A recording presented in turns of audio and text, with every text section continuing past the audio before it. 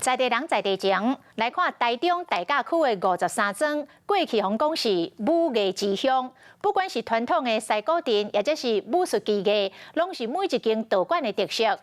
其中，这个大甲忠义堂的清馆主颜清福，今年70岁，还阁继续伫当地来推广着西古镇，希望把这项传统的技艺传落去。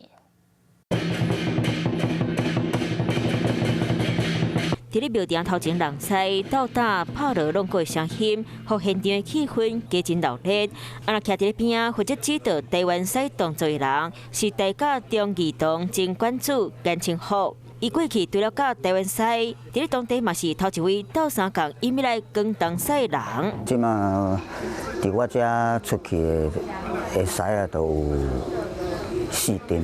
就算即马八70岁，身体无过去勇健，不过共款健身未退休，继续伫咧当地推广西电的文化，希望让将这项传统技艺传落去。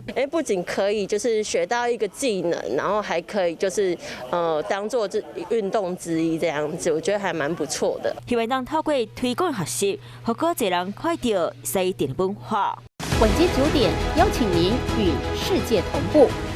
60分钟掌握全球脉动。What News 9，陈雅玲世界晚报给您崭新视野。